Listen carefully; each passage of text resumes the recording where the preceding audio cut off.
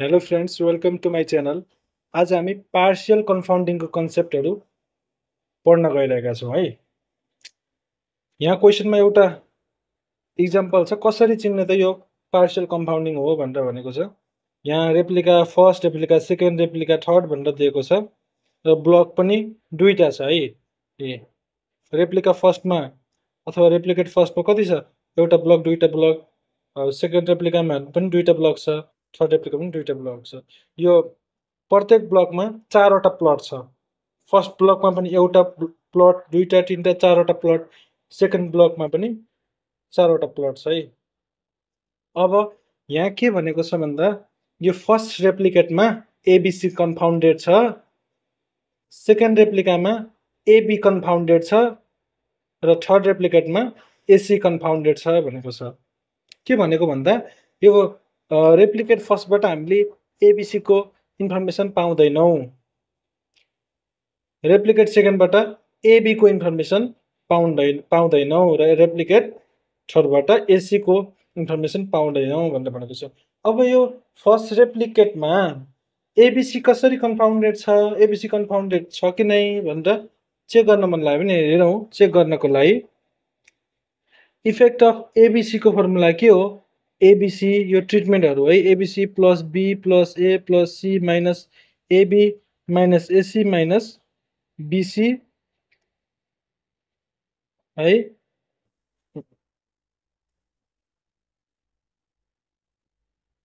Minus 1 पनि हो।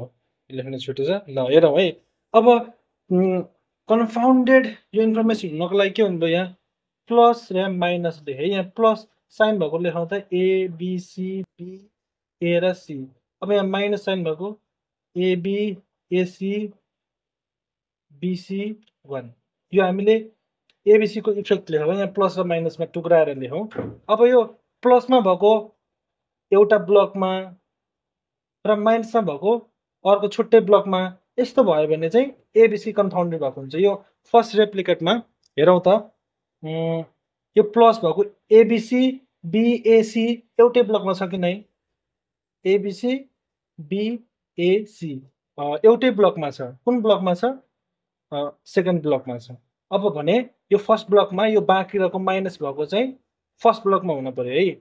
AB AC BC 1 छ कि नै? छ। त्यसैले यो फर्स्ट ब्लकमा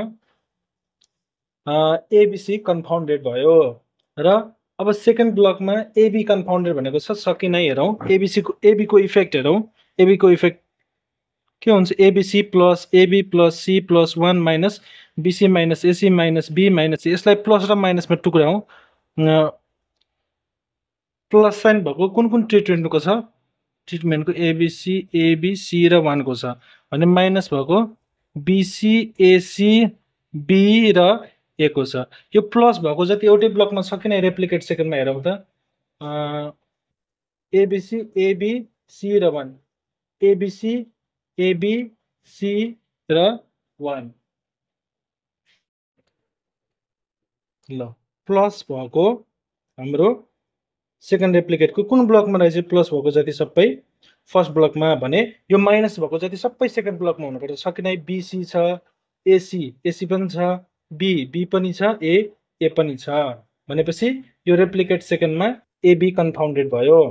अब रेप्लिकेट थर्डमा एसी कन्फाउन्डेड छ कि नै? एसी कन्फाउन्डेड भनेको छ, यो छ कि नै चेक गरौँ। एसीको formula effect of AC ABC plus AC plus B plus A plus 1 minus BC minus AB minus C minus A हुन्छ। अब प्लस र माइनसमा टुक्राउँदा प्लस कुन कुनको ट्रिटमेन्टको छ? Plus sign ABC AC B र 1 को, भने minus sign BC AB C र ए को। यो plus sign ABC AC B 1 एउटा ब्लकमा छ कि नै? रेप्लिकेट थर्डमा हेरौँ त, एबिसी 1 एसी बी एउटा ब्लकमा छ कि नै? छ। यो प्लस साइन भएको जति सबै एउटै ब्लकमा छ। यो माइनस साइन भएको अर्को ब्लकमा छ कि नै? बीसी एबी सी ए, भनेपछि यो रेप्लिकेट थर्डमा एसी कन्फाउन्डेड भयो।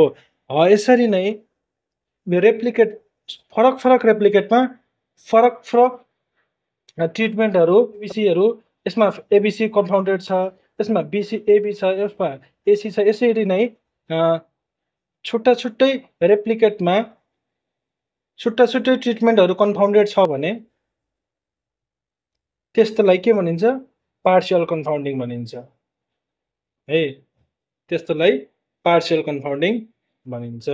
तर हाम्रो कम्प्लिट कन्फाउन्डिङमा सबै रेप्लिकेटमा एउटै ट्रिटमेन्ट कन्फाउन्डेड थियो।